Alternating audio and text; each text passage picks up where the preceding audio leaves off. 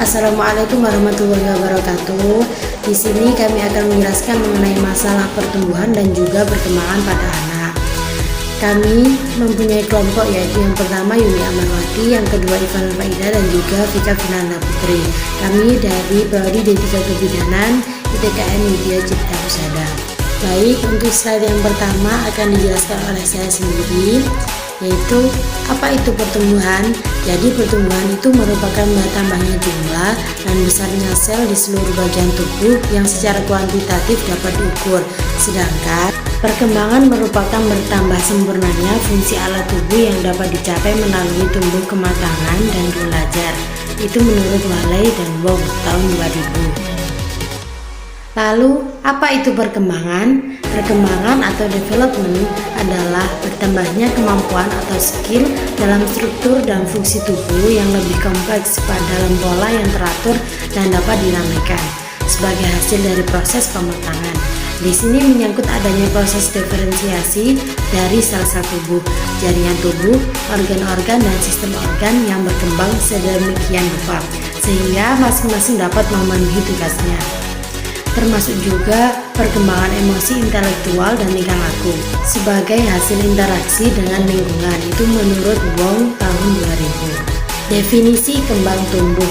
Yang pertama, pertumbuhan atau growth berkaitan dengan masalah perubahan dalam besar, jumlah, ukuran atau dimensi tingkat sel, organ maupun individu yang bisa diukur dengan ukuran berat dalam kurung gram, pound, kilogram, ukuran panjang atau cm dan juga meter, umur dan keseimbangan metabolik atau retensi kalsium dan nitrogen tubuh.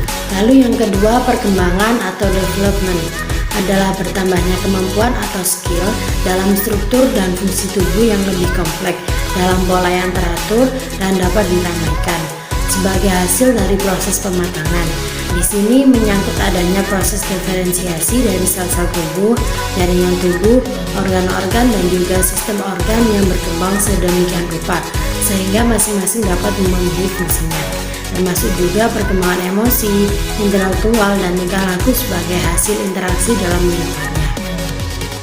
Konsep kembang tumbuh. Yang pertama, A. Otak terbentuk berkesinambungan sepanjang waktu hidupnya dan substansi dasarnya dirancang selama masa awal kehidupan. Yang B. Interaksi antara genetik dan juga pengalaman dini akan menentukan tatanan arsitektur otak yang sedang berkembang. Dengan komponen aktifnya adalah suasana, memberi dan juga menerima. Alamiah ketika anak aktif membina hubungan dengan orang tua dan juga pengasuh dalam suatu lingkungan keluarga ataupun masyarakat. Yang C. Arsitektur otak dan kompetisi untuk berkembang dibentuk secara dari bawah dengan sirkuit-sirkuit untuk kemampuan awal yang sesederhana akan menentukan pembentukan sirkuit dan kemampuan selanjutnya yang lebih kompleks.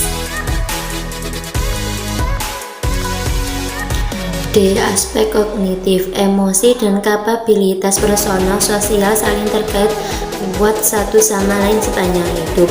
E. Stres yang bersifat toksis pada awal kehidupan anak mempunyai efek yang persisten pada susunan saraf pusat dan sistem hormonal yang dapat merusak arsitektur otak dan menjadi penyebab sebagai permasalahan yang jangka panjang di dalam proses belajar dan berperilaku baik secara fisik atau mental.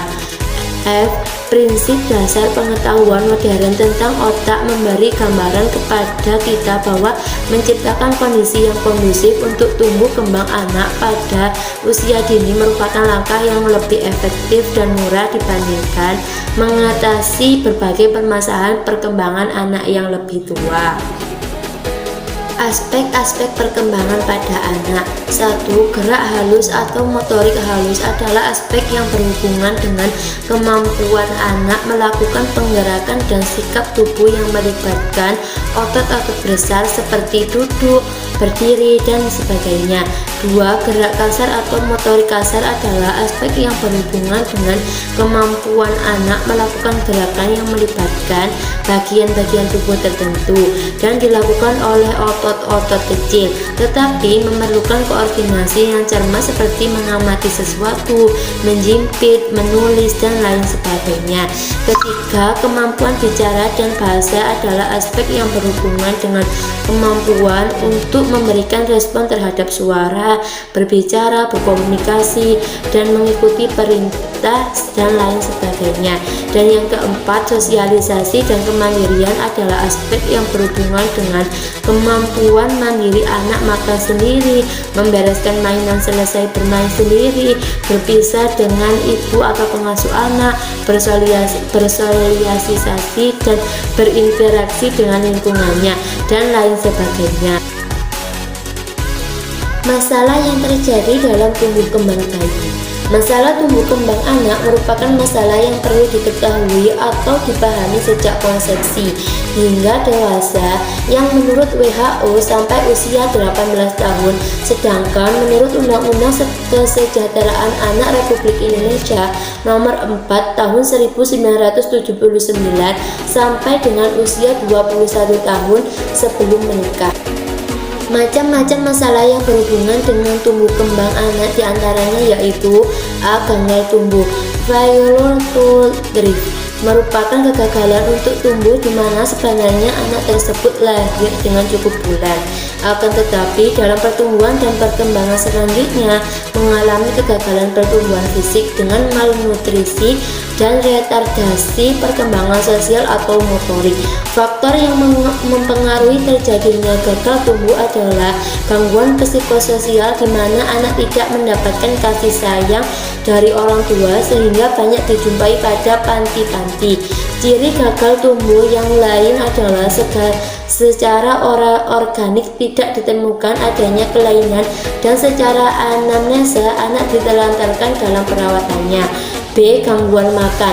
Gangguan makan pada anak seringkali dijumpai pada masyarakat awam yang belum memahami prosedur pemenuhan kebutuhan nutrisi pada anak dan memahami pentingnya nutrisi pada anak.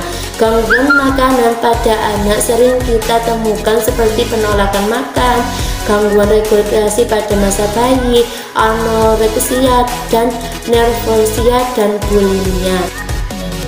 Gangguan tidur. Gangguan tidur merupakan gangguan yang dialami anak selama tidur. Gangguan ini dapat mempengaruhi pertumbuhan dan perkembangan pada anak apabila gangguan ini berlangsung lama dan terus-menerus.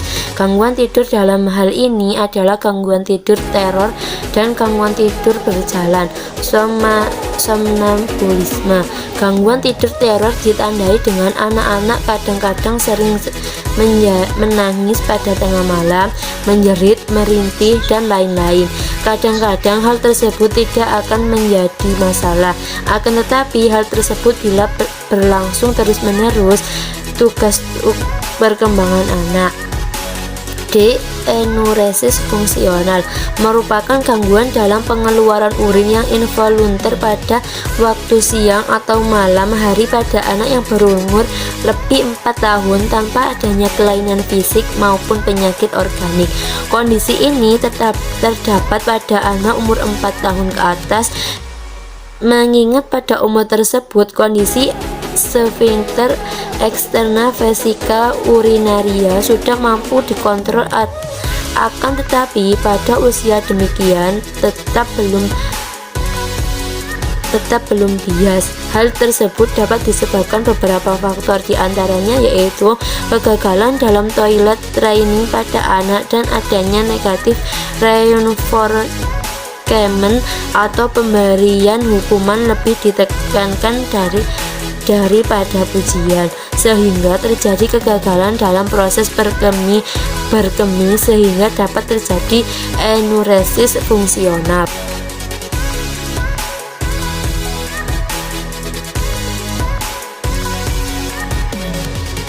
Enkopenia Inkupresis fungsional. Inkupresis fungsional merupakan gangguan dalam pengeluaran tinja yang tidak terkontrol pada anak yang terjadi secara berulang-ulang tanpa adanya konstipasi atau tanpa adanya penyebab organik pada anak yang berumur lebih dari 4 tahun.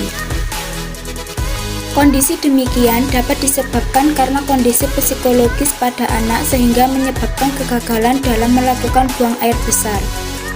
Kondisi tersebut apabila dibiarkan terlalu lama dapat mengganggu dalam proses pertumbuhan dan perkembangan pada anak. F. Mutisme efektif merupakan gangguan bicara pada anak yang ditandai dengan menolak untuk berbicara pada situasi sosial seperti di sekolah ataupun di tempat-tempat umum. Keadaan demikian disebabkan oleh gangguan psikologis pada anak.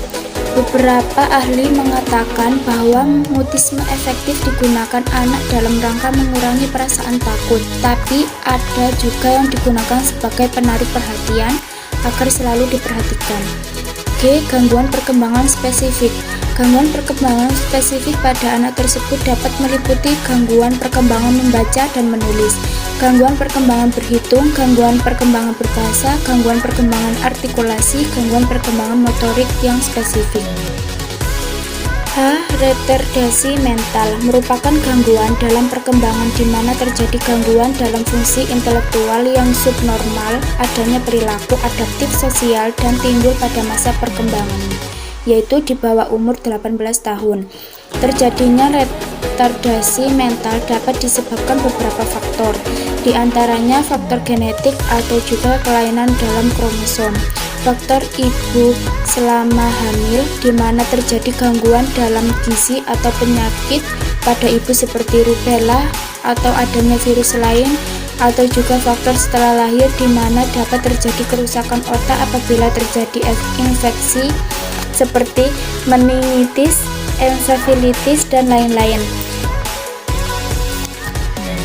I. Autism. Autism atau dikenal dengan sindrom Kenner dengan memiliki gejala tidak mampu bersosialisasi, mengalami kesulitan menggunakan bahasa, berperilaku berulang-ulang, serta bereaksi tidak biasa terhadap rangsangan sekitarnya. Dengan kata lain, pada anak autism dapat terjadi kelainan emosi, intelektual, dan kemampuan atau gangguan persuasif. J. Penganiayaan dan pengabaian anak merupakan tindakan yang disengaja yang dapat menimbulkan sakit secara fisik atau emosional pada anak atau resiko terhadap sakit atau cedera. Terdapat 4 jenis penganiayaan pada anak, diantaranya penganiayaan secara fisik, penganiayaan emosional, penganiayaan seksual, dan pengabaian. Kesemuanya dapat dipicu oleh lingkungan yang ada di sekitar anak. Gejala dari jenis penganiayaan tersebut adalah apabila jenis penganiayaan fisik maka dapat terjadi cedera. Apabila penganiayaan jenis emosional dapat terjadi keguncangan pada jiwa anak dan juga dapat menimbulkan kekacauan mental. Kemudian penganiayaan seksual terjadi iritasi atau laserasi pada genital eksternal, infeksi saluran kemih atau penyakit genital, serta adanya kehamilan dan gejala pada bayan adalah kurangnya perawatan pada diri anak dapat terjadi kegagalan untuk tumbuh, keterlambatan perkembangan, gangguan makan, kurang perawatan diri, dan lain-lain. Menurut Beth Celisiel 1996. Mungkin cukup sekian penjelasan dari kami. Apabila ada tutur kata kami yang salah, kami mohon maaf sebesar-besarnya. Assalamualaikum warahmatullahi wabarakatuh. Semoga bermanfaat.